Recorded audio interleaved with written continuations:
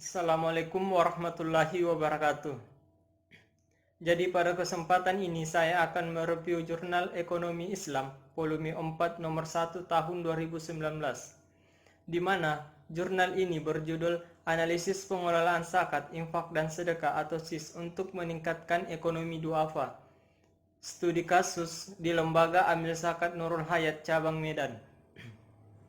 Adapun nama penulis dari jurnal ini yaitu Naslah Khairina, di mana dalam jurnal ini membahas mengenai cara lembaga amil zakat Nurul Hayat dalam menghimpun dana SIS dan pendistribusian SIS oleh Nurul Hayat untuk meningkatkan ekonomi duafa. Permasalahan ekonomi adalah hal yang krusial bagi kehidupan baik secara individu, masyarakat, dan negara. Kesejahteraan dan ketentraman hidup suatu negara dapat dilihat dari gambaran ekonomi masyarakatnya. Dalam perekonomian, tidak jauh dari kata-kata keuangan. Keuangan merupakan alat yang sangat vital bagi kehidupan seseorang. Biasanya kaum yang tidak bisa mencukupi kehidupannya disebut duafa atau fakir miskin. Dalam hal ini sangat mendorong seseorang yang berlebihan harta untuk berbagi dengan orang lain. Salah satu cara yang dapat meningkatkan perekonomian dan mengatasi masalah kemiskinan adalah dengan memperdayakan umat melalui zakat, infak, dan sedekah. Cara ini merupakan salah satu solusi untuk mengurangi masalah perekonomian seperti kemiskinan. Zakat, infak, dan sedekah memiliki potensi yang besar jika digunakan sebagai pemberdayaan umat. Apabila potensi dana SIS dapat dikelola dengan baik oleh pengelola badan amil zakat maupun lembaga amil, maka kemiskinan akan semakin berkurang setiap tahunnya. Zakat, infak, dan sedekah menjadi instrumen ekonomi yang memiliki kekuatan atau efek domino dalam pengentasan kemiskinan, pembukaan lapangan pekerjaan baru, dan mendorong tumbuhnya perekonomian masyarakat. Selain itu, SIS juga dapat mengatur sistem ekonomi individu, masyarakat, dan negara. Zakat, infak, dan sedekah memiliki potensi untuk dikembangkan secara ekonomi jika dilihat dari pertumbuhannya. Zakat mengalami pertumbuhan yang pesat, khususnya pada satu dekade terakhir. Akan tetapi, pertumbuhan zakat tersebut masih sangat jauh dari potensi zakat sebenarnya. Potensi yang begitu besar dikarenakan adanya penduduk mayoritas yang beragama Muslim. Jika penduduknya semua Muslim akan tetapi kesadaran untuk membayar zakatnya masih kurang, maka potensinya tidak bisa tercapai.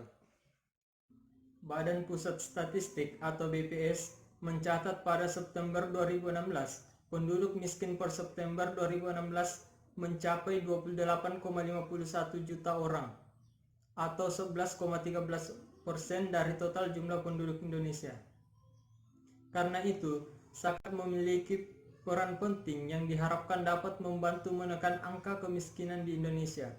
Sedangkan pada penduduk miskin di Sumut pada September 2017 sebanyak 1.326,57 ribu orang atau 9,28%, turun sebesar 0,94%, yang artinya penurunan ini masih harus ditingkatkan lagi karena masih banyaknya jumlah penduduk miskin.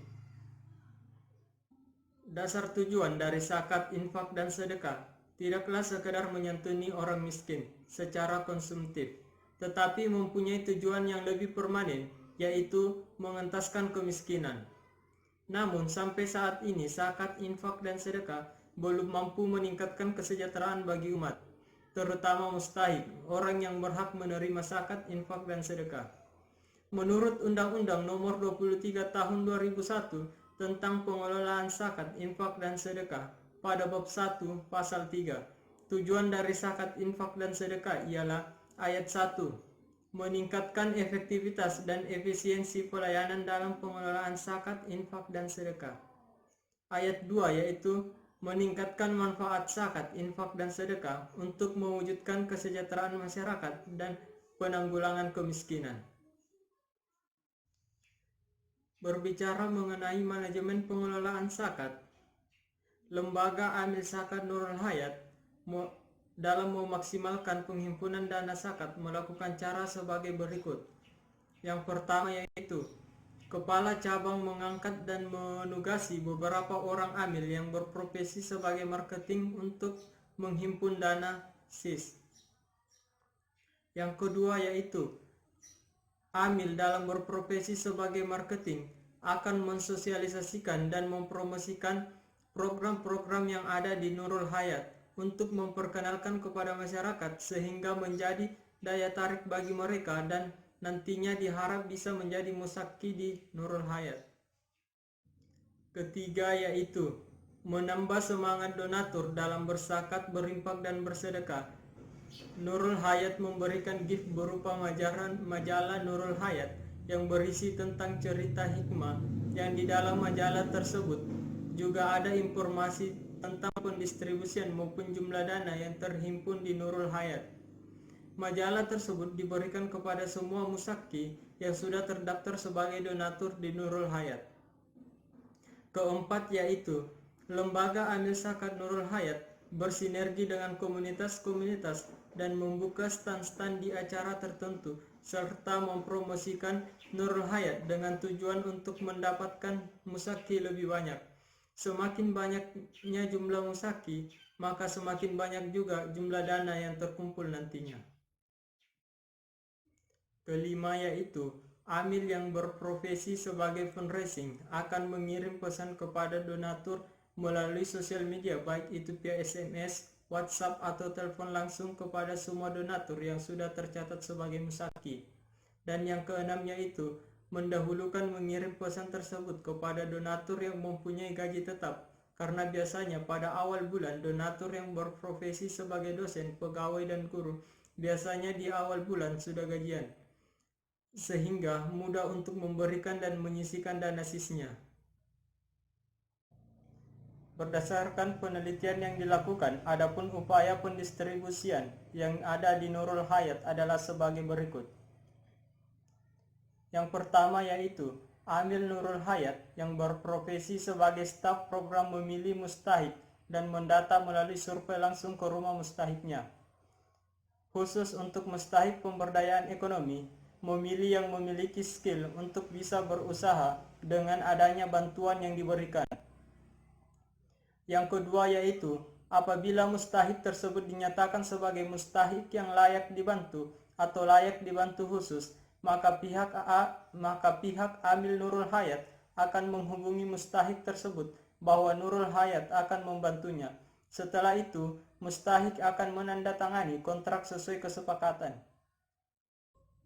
Ketiga yaitu setelah penandatanganan kontrak, maka pihak amil Nurul Hayat akan memberi bantuannya sesuai dengan yang dibutuhkan mustahik tersebut. Untuk program beasiswa yatim, iuran bulanan untuk guru mengaji maupun sahabat muda bisa mengambil langsung bantuannya ke kantor Nurul Hayat. Untuk program seperti warung berkah dan santunan janda duafa, pihak amil yang akan langsung mendatangi mustahik tersebut untuk memberi dana bantuannya. Keempat yaitu setelah itu untuk pendistribusian yang konsumtif, adanya laporan kegiatan mengajar seperti e-buku yang meliputi absensi guru dan murid, foto kegiatan serta data-data murid. Untuk beasiswa yatim dan sahabat muda atau Genpres, adanya laporan mentoring dan mengaji per pekan. Sementara itu untuk warung berkah, adanya laporan penjualan dan pemasukan oleh mustahik tersebut. Khusus untuk santunan janda duafa, tidak adanya laporan karena janda duafa ini termasuk golongan orang yang sudah lanjut usia.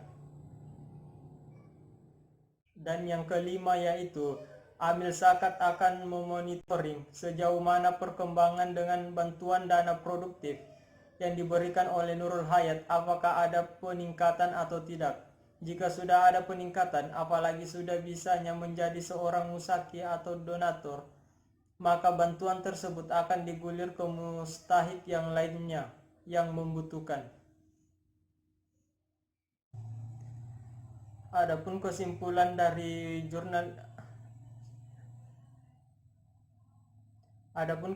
yang diambil oleh peneliti yaitu sebagai berikut. Yang pertama yaitu cara Nurul Hayat dalam menghimpun dana SIS dengan 3 cara, yaitu pertama dengan cara Amil menjemput langsung ke tempat Musaki yang terdaftar sebagai donatur. Yang kedua, Musaki mentransfer ke rekening Nurul Hayat. Dan yang ketiga, Musaki langsung datang ke kantor Nurul Hayat. Yang kedua yaitu upaya dalam pendistribusian SIS di Nurul Hayat dilakukan dengan cara survei langsung para mustahik yang diprogramkan untuk diberi bantuan dengan memilih 2 kategori, yaitu layak dibantu dan layak dibantu secara khusus. Hal itu dilakukan untuk menentukan bentuk bantuan sehingga sesuai dengan skill yang dimiliki oleh mustahik yang dipilih. Yang ketiga yaitu strategi yang dilakukan Nurul Hayat adalah dengan cara pemantauan perkembangan usaha yang dilakukan oleh mustahik yang diberi dana SIS dengan cara mengawasi dan membimbing apabila terjadi kesulitan dalam mengembangkan usahanya. Itulah review jurnal yang bisa saya sampaikan. Assalamualaikum warahmatullahi wabarakatuh.